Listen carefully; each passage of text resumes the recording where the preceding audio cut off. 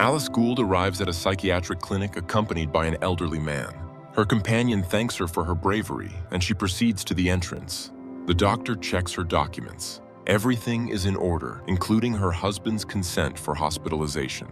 A separate letter addressed to the clinic's director is also delivered, but since he is unavailable, Dr. Rui Perez opens the envelope.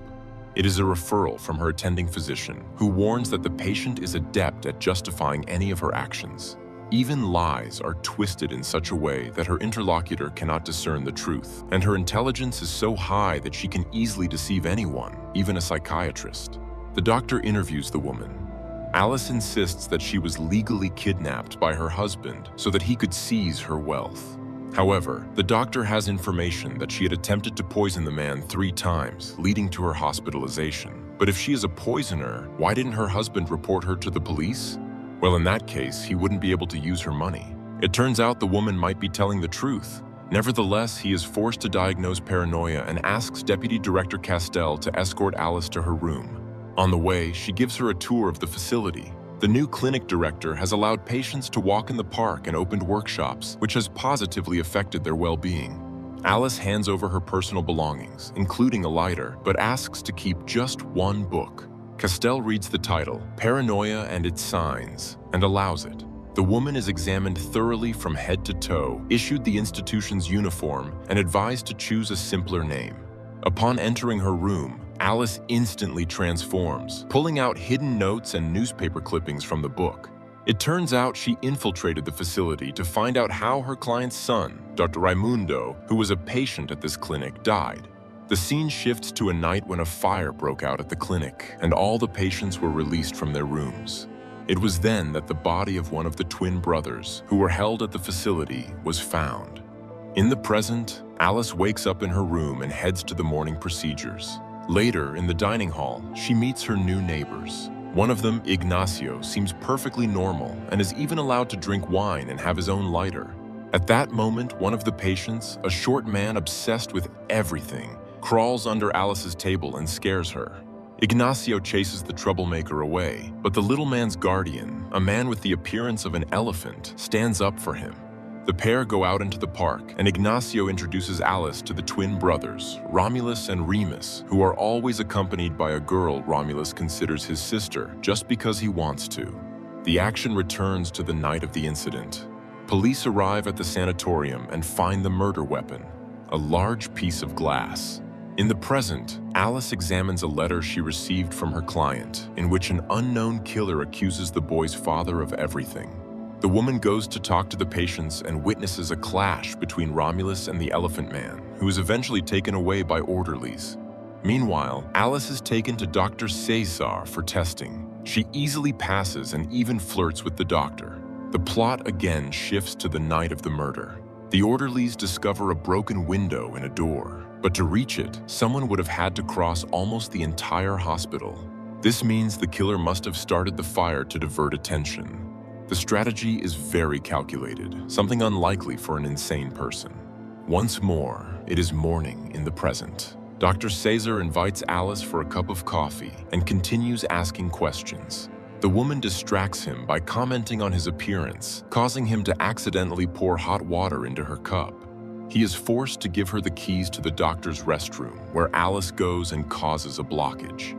She runs into the corridor, and while the archivist calls for cleaners, Alice finds the records from the necessary year. It turns out that on the day the letter was sent to the father of the murdered boy, only Ignacio was in the city. The scene shifts to the night of the murder. Bloodstains are found on Ignacio's hands, just as the coroner's vehicle arrives at the gates. Ignacio is questioned. He is the only one with a lighter, meaning he could have started the fire, but the man denies the crime. He was simply the first to find the body and tried to help. At that moment, the investigator is interrupted. The coroner is not the usual one who comes, but the man is irritated. He doesn't care who it is, as long as they do their job. Back to the present. Alice questions Ignacio about the day he was in the city. Did he send the letter? But the man suddenly becomes anxious and runs toward the building. Alice holds him back until a heavy downpour starts, and then Ignacio falls to the ground and has convulsions. It turns out he has hydrophobia. Again, the night of the murder. The investigator is convinced of Ignacio's guilt, but to reach the broken window, he would have had to cross a water-filled corridor, and he couldn't have done that under any circumstances due to his phobia. At that moment, the doctors realize that one patient is missing from the wards. In the present, Alice confesses to Ignacio that she infiltrated the clinic with the director's permission, who was a close friend of the deceased boy's father. The man doesn't believe her, but tells her that the boy often fought with the dwarf. And, by the way, on the night of the boy's death, the dwarf couldn't be found because he was hiding in the garden. Later, Alice sees the dwarf behaving indecently and follows him. The plot returns to the night of the fire. The facility's director shares his thoughts with the detective. If humans are created in the image of God, like a perfect text, then the patients here are crooked lines that God made when learning to write. He asks not to publicize the crime, as the killer is still in the clinic. Just then, the director is informed that the missing patient has been found. In the present, Alice searches the woods for the dwarf, but encounters Romulus. He is sure he knows who she is and leads her home. The woman sees a woven house in the thicket and is amazed by the creation. Romulus confesses she is their mother, and this house is for her. Alice is touched and hugs the boy, but then she hears a rustle and runs after someone. The next moment, she is hit on the head, and the last thing she sees is the obsessed dwarf attacking her. Later, Alice finds herself tied to a bed, and Cesar declares that she killed the dwarf. At that moment, the clinic's director enters, having returned from vacation earlier than expected. Alice is delighted. Finally, they can discuss her investigation. She tells him her conclusions, but the doctor doesn't understand her. He has no idea what she's talking about. The woman tries to remind him. They corresponded through the deceased boy's father, and the director himself told her how to get into the clinic, but he denies everything. Alice is outraged and intends to demand explanations from her client. She tries to leave, but she is restrained, given an injection, and sent to solitary confinement. 3 days later, Dr. Castell visits her. She found the clippings and notes in Alice's room. Alice tells her version of events and asks for a medical counsel. During the counsel, Alice explains that she infiltrated the clinic on purpose. The director is aware of everything that's happening because his friend was the one who brought her here. She recalls meeting the deceased boy's father at a New Year's ball. She had seen his photo in the newspaper when she was watching a story about his son's death. The man then asked for her help with the investigation and showed her a letter with accusations. Based on the signs, the letter was written by someone with schizophrenia. The clinic was not far from the town where it was sent. The rest could only be found out from within the clinic. He called the clinic's director, who allowed Alice to infiltrate the sanatorium and even gave her tips on how to simulate paranoia. Then she convinced her attending physician to sign a letter she had written and obtained her husband's consent by slipping the form among other bills. She told him she was going on a work trip and the deceased boy's father brought her here. She accuses the clinic's director of incompetence since it was because of him that the unhealthy dwarf was given freedom of movement, so she is not to blame for his death. The doctor snaps, which provokes disapproval from his colleagues. Alice reminds them that sooner or later the truth will come out. And when it does, there will be many questions for him. Later, the doctors discuss the situation and opinions differ. The woman's arguments seem quite weighty. They need to contact her husband and her personal physician, but the director suggests remembering the husband's poisoning. The first time was at the polo club when Alice unexpectedly came to lunch. A month later, the episode repeated itself after a dinner organized by Alice. When her husband fell ill, she was dancing in the living room and didn't hear his calls for help. Suspicion arose, and he recalled seeing Alice add something to the food. He then found a vial in the cabinet and added a few drops to her drink. When the symptoms reappeared, he gave the vial to the doctor for testing. That's when she made up the story to get here.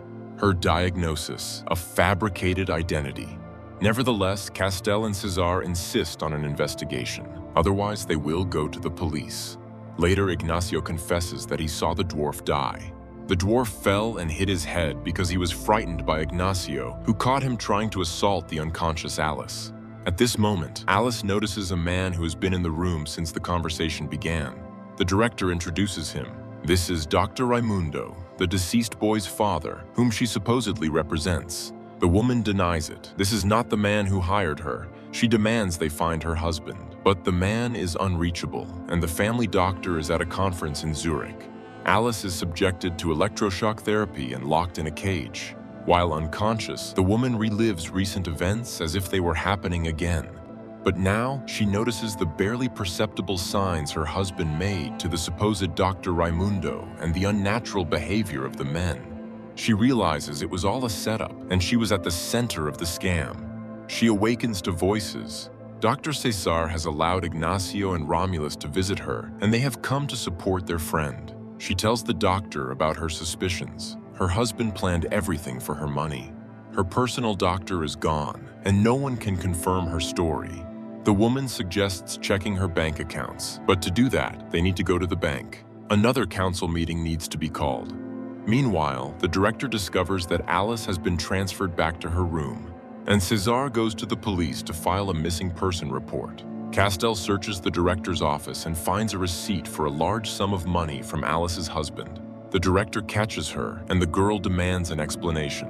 The man admits to receiving the money, but all of it went to the clinic's accounts as a donation. He announces Castel's dismissal and asks her to leave the facility. He then mobilizes the staff to search for Alice. Meanwhile, Dr. Cesar is refused the filing of a case, as all the documents are in order. At the clinic, no one can find the woman because the patients help her hide. She thanks them all and asks for help getting out. She already has a plan and asks Ignacio for his lighter. At this time, Cesar goes to Alice's house and confirms that her husband hasn't been home for a long time and that her detective badge is hanging on the wall. She really is a detective. At the hospital, the toy workshop catches fire. Meanwhile, Ignacio, overcoming himself, turns on the water in his room and starts screaming in shock. While the orderly runs to get a doctor, the man opens all the rooms and urges the patients to leave. Panic ensues, during which Alice breaks a window and opens the laundry room door. She finds medical staff clothing and calmly walks to the clinic exit. At this moment, Ignacio discovers the murdered twin Romulus. That's when the police arrive, and an investigation begins. Alice approaches the gates but stops. In front of them is the coroner's vehicle, and the woman asks to be let inside. She was called to examine the deceased Romulus. Upon hearing the name, Alice attacks the woman, swaps clothes with her, and goes to examine the body. The unconscious coroner is mistaken for Alice in the dark, and she is reported to the director, who is told that all the patients are in place. But the detective identifies the woman, and everyone rushes to the room where Alice is examining Romulus. She asks to be arrested, as the police will now have to take on her case. Besides, she knows the killer. Upon examination, she noticed multiple body injuries, which could only have been inflicted by a very strong person. In fact, Romulus had protected her from the dwarf, and the elephant man had witnessed it. Moreover, the elephant was secretly in love with Romulus's so-called sister, so he avenged the boy. The police examine the elephant man and find cuts on his hands. Alice declares that she was detained against her will. The director opposes her leaving the facility, but the detective informs him that they checked her accounts, and they are empty. Castel presents the director with a letter demanding his resignation, signed by all the clinic's doctors. An emergency board meeting is scheduled for the next day to discharge Alice Gould. Alice goes to the surviving twin, and here it turns out that it wasn't him who died, but his brother Remus. It's just that on that night, Remus was scared, and his brother left him in his room while he searched for his sister. Alice comforts the boy and promises to visit him. Later, her belongings are returned to her, and she heads to the council. The woman easily answers all the doctor's questions. The director disdainfully notes the incompetence of his foolish colleagues, who fell for her tricks, and announces his resignation. The medical commission unanimously votes for Alice's sanity. And at that moment, the man who brought Alice to the clinic enters the room, and it turns out to be Alice's personal doctor. He approaches Alice and asks, what has she gotten herself into this time?